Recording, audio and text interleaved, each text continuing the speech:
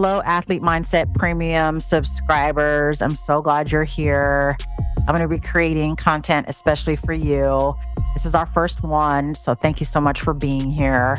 This is going to be pretty casual and would love to hear if there's any areas you want me to cover in future.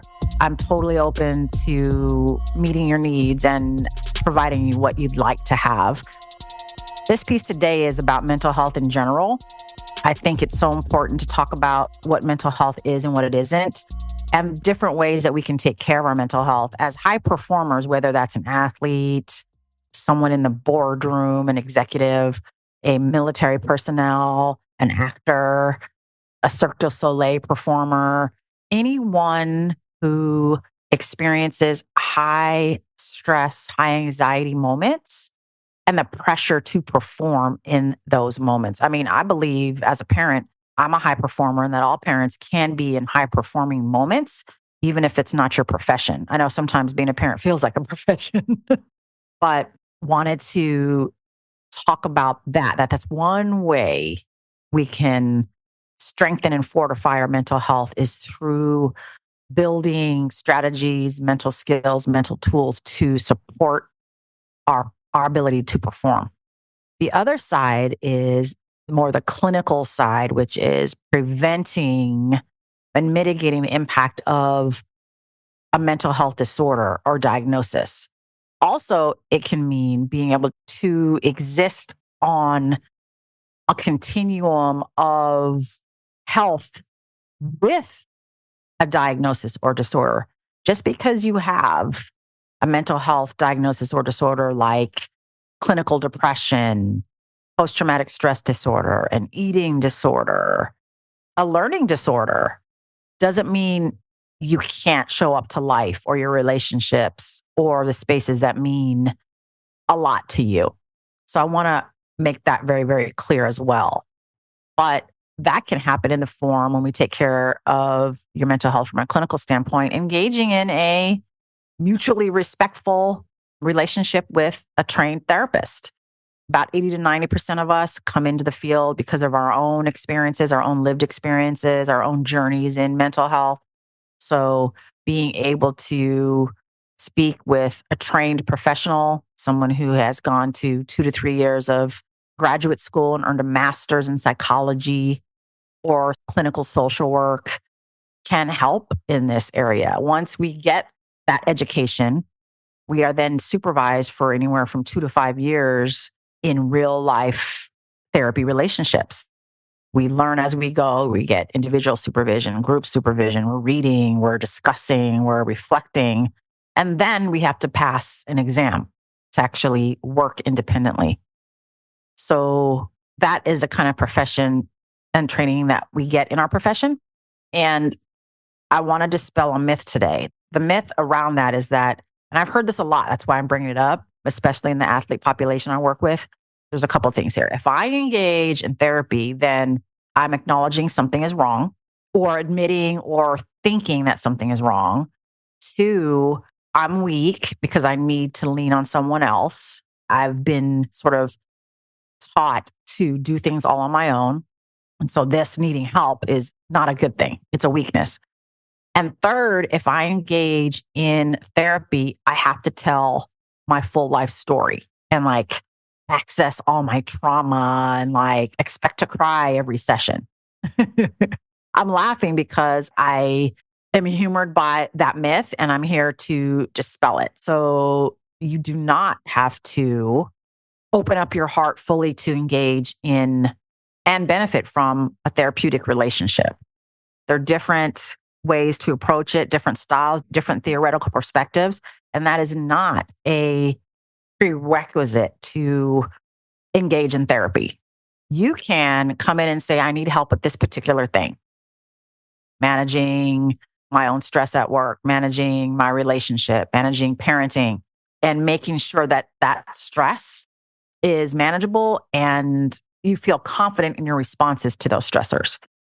So we don't have to have a problem to come into therapy that is oh, I'm so broken inside first before I engage. We want it to be preventative and prevent any of the stressors in your life to take you out of your game, so to speak.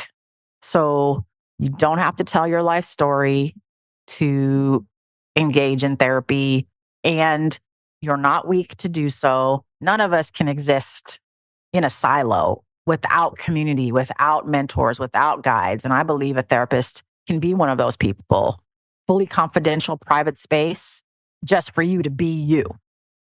And that it is a myth and a stereotype, but very real, that people think they're weak to engage. So I want to dispel all of that. You're actually strong and courageous to want to learn about yourself, to want to understand who you are from the inside out, understand what influences your thoughts, your emotions, and your decisions.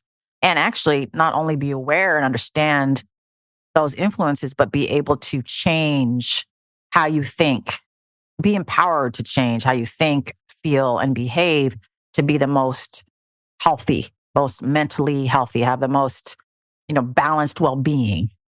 So that's pretty much what I want to talk about today. I think most practitioners, most therapists provide at least a 15, maybe even 30-minute free consultation to get a vibe.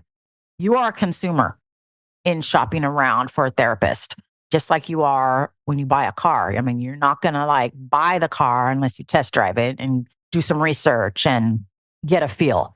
So it's the same when you are searching for a therapist.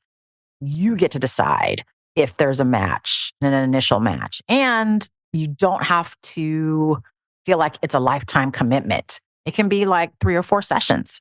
It can be 10 sessions. It can be whatever you want. I would want you to feel like you are, co-creating the experience with the therapist, alongside the therapist, to make it most impactful for you.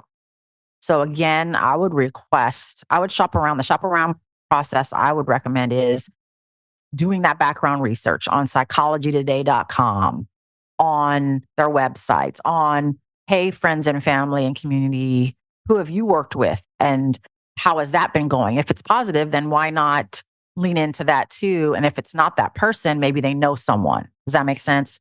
Being able to lean on what's already been proven. You know what I mean? What's already been experienced by people that you trust. And then request that, again, 15 to 30-minute free consultation and being able to say, I'm shopping around. We as therapists like that. I mean, at least I do. And my colleagues in my circle like that you're shopping around because you're taking the process seriously and that you have a design in mind about how you want to approach it. When you're readying yourself for that 15 to 30-minute conversation, based on the research that you do, have some questions. Some questions I like to ask are, and this is a funny one. It's not funny, but one that therapists don't expect. So you're going to throw some of my colleagues off, and it's a good one. How do you take care of your mental health, therapist? Because we want to make sure that they have a clear answer as they are then going to be in charge of helping you design and take care of your own mental health. Maybe you want to ask, what are their approaches or what some of their experience is, what populations do they like working with, and what experience they have in working with your particular population, whatever that might be, a person of color, an athlete, an actor, etc., and have them talk. And I think while you're hearing them answer, you're also vibing them. Is there a relatability piece here? Are they down to earth? Do you feel like you could start a conversation with them and have them start to get to know you? So that would be my recommendation. And then try them out. Once you commit, try them out for at least 4 to 6 sessions to get a vibe. If there's some kind of alarming thing that oh my God, that just really offended me, or that was not something that really was helpful for me, or they don't get me, of course, lean into that and express it and ask them questions. But if it's alarming and you don't feel comfortable, then you can exit at any time and just politely say, this is no longer a match for me. I'm going to continue my shopping around process. So just a little bit of how it can go. I want to again, demystify sort of how it can go. It can be intimidating. I want to normalize that, trying to talk to a stranger basically about you and your life and letting them in. But that is part of the power of engaging in a therapeutic relationship with a trained clinician who is backed by ethics and laws and theoretical perspective and training and experience, I have to sort of, again, laugh to myself when people post on social media or whatever and say, like, I don't need to pay for a therapist. I have good friends. And it's not about either or, it's both. Have good friends, have a strong community, but also have a therapist who is not in your community, who's objective, who is backed by, again, education, training, experience that will give you a different perspective than a friend might. So, anyway, thanks for listening in. I would love to, field any questions from any of you. Feel free to email me at lisa@athmindset.io, or you can DM me on Instagram and we can continue the conversation, or I can answer any questions you might ask. But thanks again for being an Athlete Mindset Premium podcast subscriber. And I look forward to sharing some more content soon.